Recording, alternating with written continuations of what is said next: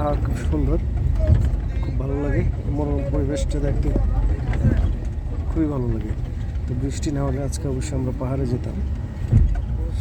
আজকে আমাদের দিনটা ছিল খুব শেষবেলা, তো আজকে আমরা এনজয় করতাম, কিন্তু আসলে এনজয় করতে পারিনি। আজকে টেকনাফ থেকে আপনার ঢাকার উদ্দেশ্যে চলে যাচ্ছি। আপনার মেইন রোডের পাশে যে কুফরি ঘরগুলো, সেখানে এখানে রোহিঙ্গারা আছে, রোহিঙ্গারা এখানে বসবাস করে। এগুলো রোহিঙ্গাদের ক্যাম্প। ওই পাশেও যে দেখা যাচ্ছে বিভিন্ন ক্যাম্প। আপনার এখানে ফুটগুলো রাখা হয়েছে, বিজেপি ক্যাম্প। পাশে আছে বিজেপি ক্যাম্প, বিজেপি ক্যাম্প আছে এখানে। অনেক রোহিঙ্গা বসবাস করে, প্রায় 15 লক্ষ এ পর্যন্ত। প্রায় 15 লক্ষ রোহিঙ্গা বাংলাদেশে অনুপ্রবেশ করেছে। আসলে এটা বাংলাদেশের জন্য বিশাল একটা বোঝা। দেখেন এখানে যে রোহিঙ্গা ক্যাম্প এবং বিদেশি এনজিওগুলো এখানে প্রতিষ্ঠান করে ত্রাণ বিতরণ করে, ওষুধ, বিভিন্ন চিকিৎসা ত্রাণ বিতরণ করে এনজিওর মাধ্যমে। এই পাহাড়গুলো খন্ড খন্ড, আসলে পাহাড়ে চড়া, পাহাড়ে ঘোরা অনেক ভালো লাগে। কিন্তু আসলে একা একা যাওয়া, 2-4 জন যাওয়া খুব মুশকিল। এখানে দল বেঁধে যেতে হয়, আর দল বেঁধে না গেলে যে কোনো ধরনের দুর্ঘটনায় শিকার হতে পারে। জামিয়া দুয়ার সরকারি প্রাথমিক বিদ্যালয়ে দেখেন রোহিঙ্গা এখানে বসবাস করি। অনেক ঘনবসতি, কি বলবো, আসলে এত ঘনবসতি ঢাকার ছেদেও ভয়ানক। তো আমরা আমাদেরকে দেখাবো যেতে যতদূর পর্যন্ত দেখানো যায় চেষ্টা করবো আপনাদেরকে। পাহাড়ের সৌন্দর্য এবং রাস্তার দুধারে সৌন্দর্য আপনাদের মাঝে তুলে ধরার জন্য পাশে থেকে কাজ করতেছি। আবার আমরা পাহাড় রোহিঙ্গাদের ঘরগুলো দেখাচ্ছি।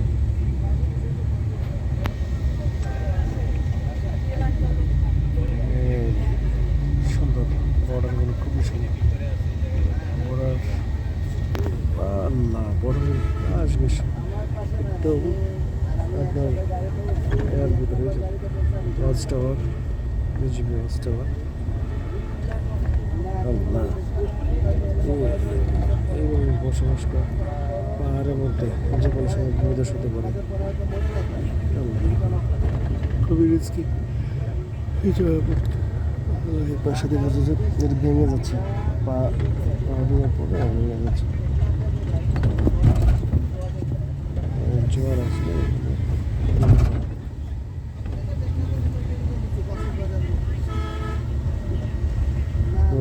মসজিদ,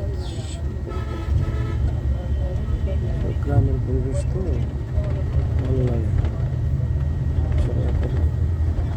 গ্রামের পরিবেশ দেখানো উচিত ছিল, মসজিদ দেখাতে পারছি না। গ্রামীণ জনজীবন, পাহাড়ি জনজীবন তুলে ধরা আসলে এখন এই যে এটা হচ্ছে রোহিঙ্গারা বসবাস করেন এখানে। এদেরকে আপনার এই যে খাবার দিচ্ছেন, ত্রাণ দিচ্ছেন। ওই যে ইউনিসেফের অফিস, ওই যে পাহাড়ের ঠেলা কেটে এখানে বসবাস করার সুযোগ করে দিয়েছে বাংলাদেশ। আসলে উদারতা দেখিয়েছে, কিন্তু এর পিছনে আন্তর্জাতিক প্রচুর একটা বাংলাদেশের বিরুদ্ধে কাজ করেছে। যেন রোহিঙ্গাদেরকে কীভাবে পুষব্যাক করানো যায় বাংলাদেশের ভিতরে, বাংলাদেশকে অশান্ত করার জন্য যে মেডিকুলাস ডিজাইন্ড, এটা আসলে বহু আগে থেকে করা ছিল। এটা শুধু আমি বলবো চীন সহ পার্শ্ববর্তী দেশগুলো বাংলাদেশের বিপক্ষে কাজ করেছে, কারণ তারা রোহিঙ্গা অনুপ্রবেশের মুহূর্তে তারা চুপ ছিল, নিশ্চুপ, কোনো কথা বলেনি।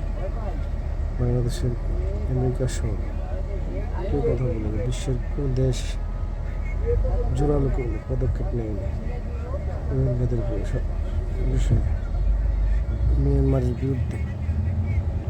তো আজকে আমাদেরকে এই 15 লক্ষ রোহিঙ্গা, প্রায় 15 লক্ষ পদের রোহিঙ্গাকে নিয়ে, এদেরকে নিয়ে আমাদের বসবাস, এই পাহাড়ি জনজীবন, উশৃঙ্খল জনজীবন, সেই পাহাড়ে অশান্ত করার যে প্রক্রিয়া, এটা আগে থেকে করা ছিল। তো যাই হোক, আপনাদেরকে যেতে যেতে পাহাড়ের সৌন্দর্য, রাস্তার পাশে যে সৌন্দর্যগুলো উপভোগ করার জন্য চেষ্টা করব।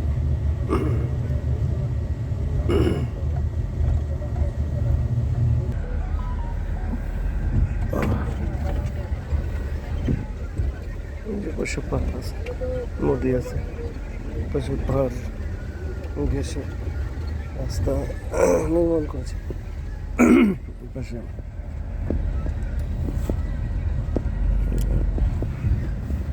ব্রিজ মেরামত করতেছে, নতুন ব্রিজ করতেছে।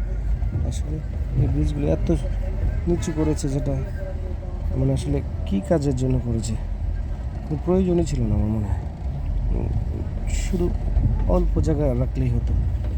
এত নিচু করেছে যে এটার নিচ দিয়ে কোনো সময় কোনো নৌকা বা কোনো ফিশবোট বা কোনো বোট চলাচল করতে পারবে না, এত নিচু। এটা আসলে পরিকল্পনা মাফিক করা উচিত ছিল। পরিকল্পনা রাস্তার থেকে নিচু হয়ে গেছে প্রায়, রাস্তা থেকে 2 ফুট উঁচু হলেও তো এটা খুবই খুবই নগণ্য। আস্তে আস্তে রাস্তা উঁচু হবে, ব্রিজ একটা সময় নিচে পড়ে যাবে। দুর্নীতিতে আমরা চিন্তিত, তো এখন তো বলার কেউ নাই, যা ইচ্ছে তাই হচ্ছে। যাই হোক, এই হচ্ছে আপনার কাঁটাতারের বেড়া, এইখানে মানুষগুলো বসবাস করে। আসলে এদেরকে এইভাবেই বসবাসের উপযোগী করে রাখা হয়েছে, কারণ বাংলাদেশের জন্য এক ব্যবস্থা, রোহিঙ্গাদের জন্য আরেক রকম ব্যবস্থা। কারণ ওদের তো বাড়িঘর নাই, ওদের জায়গা জমি বাংলাদেশেরা, ওদেরকে বাংলাদেশের সরকার মানবিক সহযোগিতা করে স্থান দিয়েছে। এই যে এই হচ্ছে রোহিঙ্গাদের জনজীবন, বেড়া দিয়ে ঘিরে রেখেছে।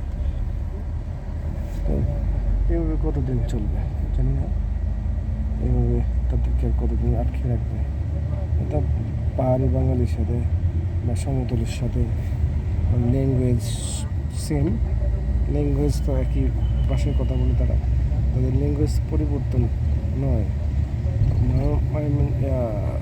আপনার টেকনাফ, কক্সবাজার, চট্টগ্রাম এদেরই ভাষায় প্রায় অন্য কথা বলে। মিয়ানমার থেকে আসছে, প্রত্যেকের ভাষাই কিন্তু একই। ওরা পাহাড়ের বাঙালি বা সমতলের বাঙালির সাথে মিশলে হয়তো আমি বলবো যে আসলে এটাকে একটা পরিবেশ পরিস্থিতি তৈরি করে সমাধান করা, ওদের দেশের মিয়ানমারের যে জনগোষ্ঠী ওদেরকে দেশে পুষব্যাক করা বা রিটার্ন করা, এটা আন্তর্জাতিকভাবে একটা চাপ তৈরি করা, তাহলে আদৌ সম্ভব।